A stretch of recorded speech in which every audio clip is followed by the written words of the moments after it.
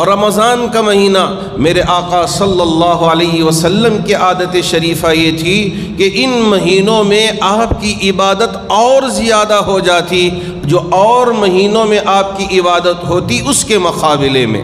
تو اس کا مطلب یہ ہوا کہ ہمیں بھی چاہیے کہ ہم بھی اپنے آپ کو فارغ کر کے، اس لیے کہ یہ ذرا تجارت کا بھی مہینہ ہے اور بزنس ذرا زیادہ چلتا ہے، اب لوگ تجارت میں مصروف، خاص طور پر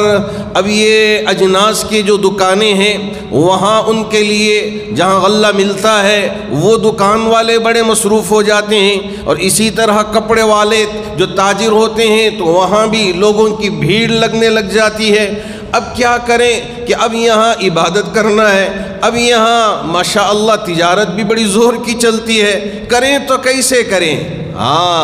اللہ کے رسول علیہ السلام نے ہمارے لیے ساری چیزیں سمجھا کے رکھے ہیں کہ تجارت کریں تو کیسے کریں، عبادت کریں تو کیسے کریں، اور کن کن چیزوں میں اللہ نے ہمارے لیے عبادت رکھا ہے۔ آپ رات میں یا شروع ایام میں پورا قرآن سننے کا اہتمام کر لیں، اور بعد کے دنوں میں ذرا وقت آپ تجارت کے لیے بھی فارغ کر لیں۔ تاجر حضرات اپنی اگر ترتیب بنا لیتے ہیں تو یہ سارا کام آپ کے لیے آسان ہوگا، لیکن اگر شروع ہی سے یہ ارادہ نہ ہو کہ آیا مہینہ گیا مہینہ ہم کو اس کا احساس تک نہیں ہے، اگر یہ کیفیت ہمارے اندر ہو تو یہ کیفیت ہمارے لیے بہت خطرناک ثابت ہوگی۔ ہم اہتمام کریں، ہمارے اندر جوش و جذبہ ہو، جیسے کہ امتحانات کسی طالب علم کے آتے ہیں تو وہ تیاری کرتا ہے، اور تاجر اب رمضان کا مہینہ شروع ہونے سے پہلے بمبئی جاتا ہے، دلی جاتا ہے، سورت جاتا ہے، یہاں وہاں سے مال لا کے اپنے دکان میں بھرنے لگتا ہے۔ تو کیا ان مہینوں کے آنے سے پہلے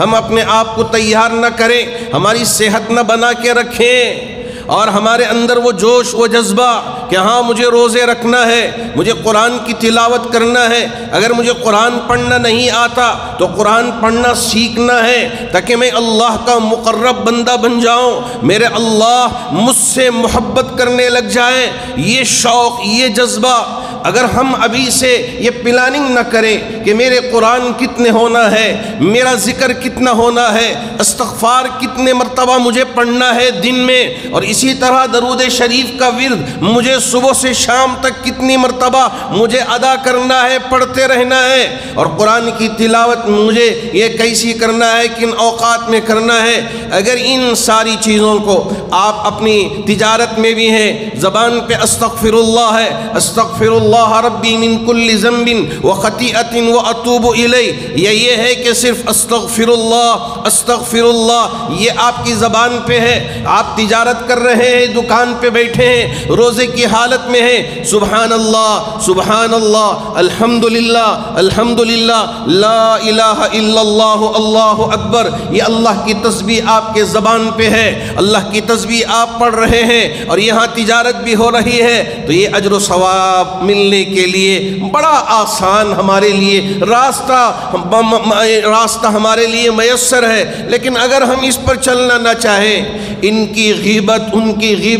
ان کی چغل خوری، ان کی برائی اگر یہ ہم بیان کرنے میں لگ جائیں اور اپنے اوقات کو ضائع کرنے میں لگ جائیں، ان کا برا چاہنا، ان کا برا چاہنا، میاں بیوی کے جھگڑے زیادہ اس لیے کہ یہ مجھے کھانے کے لیے ہونا چاہیے، وہ مجھے کھانے کے لیے پکانا چاہیے، اگر نہ پکائے تو ایسی صورت میں ہم اپنے گھر کو جہنم نما بنا لیں کہ مجھے افطار میں یہ ہونا ہے، مجھے سحری میں یہ ہونا ہے، اگر نہ بنائے تو پھر لڑائی جھگڑے، لا حول ولا قوت الا باللہ،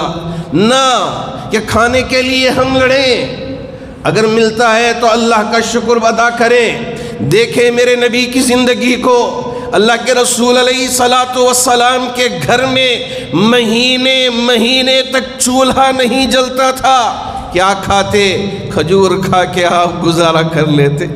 آپ کے لیے تو یہاں مرغن غذائیں سحری میں بھی، اور بعض لوگ ماشاءاللہ یہاں حلق تک آنے تک کھاتے رہتے ہیں جب تک کہ ڈکار نہ نکل جائے، اور یہ اگر ہماری عادت بنا لیں اور اگر لڑائی جھگڑے ہماری فطرت بنا لیں، ہمارا گھر جنت نما بننے کے بجائے جہنم نما بن جائے گا۔ نہ اللہ کے رسول علیہ الصلاۃ والسلام نے اپنے گھر والیوں کے ساتھ آپ نے جو رویہ اختیار کیا، ان کے ساتھ جو تعلق رکھا اور ان کے ساتھ زندگی گزار کے آپ نے نمونہ پیش فرمایا ہے، ہمارے نوجوان اسے پڑھنا بھی نہیں چاہتے، اسے سننا بھی نہیں چاہتے اور اس پر عمل کرنا بھی نہیں چاہتے، بس لڑائی جھگڑے کہ مجھے یہ چیزیں ہونی چاہیے، ادھر لڑکی کے طرف سے بھی تقاضے ہیں کہ مجھے ماں کے گھر جانا چاہیے، مجھے وہ کام کرنا ہے، مجھے یہ کام کرنا ہے، مجھے باہر جانا ہے، مجھے یہاں پھرنا ہے، مجھے وہاں گھومنا ہے۔ اب یہ شوہر صاحب بھی وہ کام یہ کام، رات کے 12 بجے 1 بجے آ کے دروازہ کھٹکھٹاتے ہیں، بیل بجاتے ہیں، اب وہ دروازہ نہ کھولے تو گھر میں ہنگامہ، لڑائی جھگڑے۔